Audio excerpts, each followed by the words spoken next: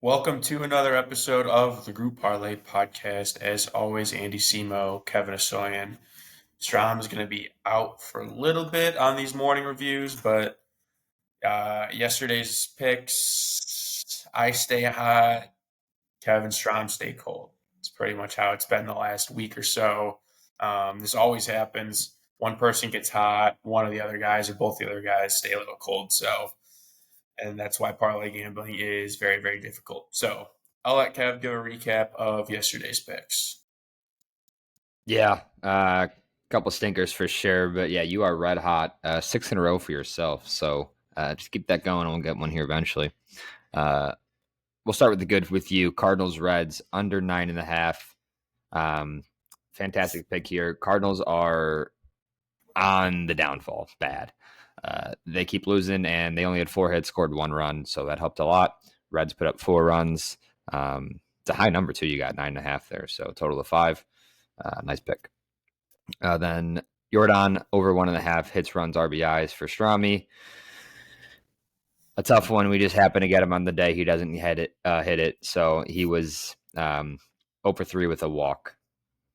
And he had a couple strikeouts too, which stinks. That's never fun when you're betting on a player prop. And then Cubs Guardians over 8. After Monday's game, I was feeling good about this one. And then a couple stinkers. Umpiring was terrible. A lot of called strikes on the Cubs hitters that shouldn't have been, and just not good timely hitting when I needed it, but it wasn't even close, so it didn't matter. That score was 2-1 Guardians, so short by 5.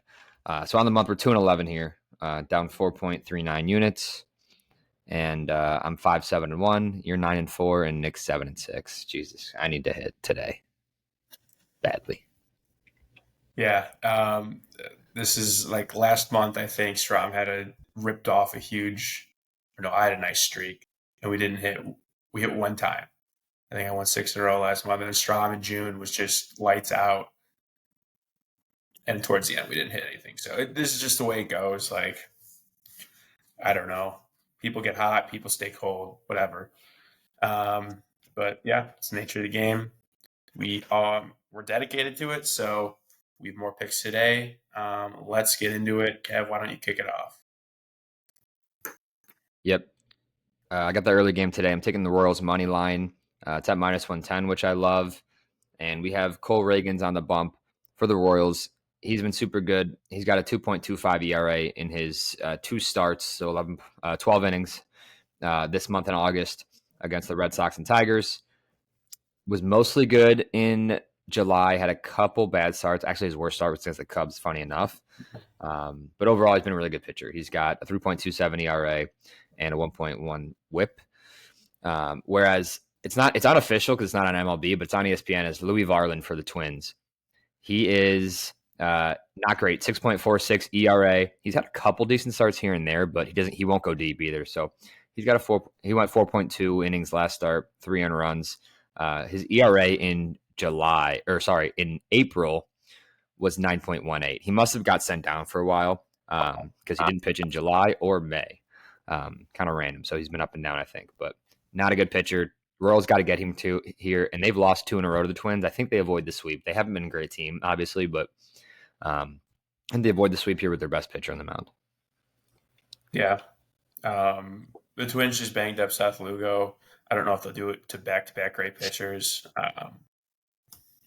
Yeah, I look for the Royals to hopefully turn it around here. Yeah. All right. I'm going to do Strom's pick really quick. He is going Orioles -1. They are at home. They play very well at home. They're playing the Nationals, who are not very good. DJ Hearns is on for the Nationals. He's given up 9 homers in 49 innings. He's not been great. He does strike out a decent amount of guys, but he is susceptible to home runs. He does give up a lot of hits. So overall, he's not very good. Plus, he's a lefty. The Orioles have a 776 OPS against lefties while hitting 260. So they crush left-handed pitching. Dean Kramer is on the bump for the Orioles. He's not very good, but honestly, I was looking at this game. I think Dean's due for at least a decent start, 5 innings, 2 runs, something like that. You can't be bad all the time, and he's in the past been decent. So just better baseball team for Strom. Orioles have lost 2 in a row. I don't see them losing 3 in a row, especially back to back to the Nationals against a really bad pitcher. So Orioles -1 for him. He comes back on his Dean Kramer shit. He was taking him every time. Every time. uh, Yeah. yeah, a couple system plays here so far. I like that. Just a couple teams on 2 or 3 game losing streaks that should just throw a win in there at some point, which should be now. Exactly. It's worked out. That like system worked out really well for us last year. So I don't mind it. Yeah, and then last leg, I am going Mariners money line. They are playing the Tigers. Brian Wu is on for the Mariners. He's got a 2.2 ERA. He's been lights out this year. Past couple starts, he has been pretty good. Detroit has Bo Brisky going, which basically means it's going to be a bullpen game. He might go 2 or 3 innings, but in his last 5 outings, he's had an ERA of 5.68. So he hasn't been very good. Also, if you take out yesterday's game where the Mariners lost 15-1 to the Tigers, they've been awesome. They've won 4 in a row prior to that, outscoring their opponents 26-4. They've given 4 runs in the last 4 games. Pitching is the strength of this team, and since they've gotten Randy Arozarena, their offense has been coming around a little bit. So I think that the Mariners are just going to stay hot. The pitching's going to keep doing their thing.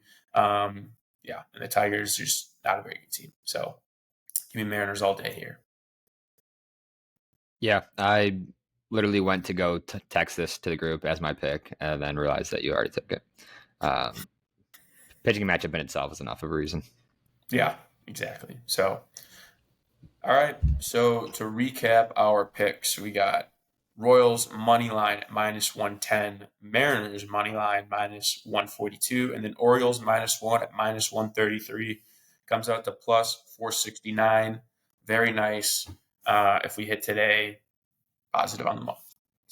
I love saying that. So let's make it happen. Yep, we need it. As we inch ever closer towards college football, right around the corner. Yes, please. So, all right. Absolutely. Let's have a day. Let's get it. Early game, too. Let's get it.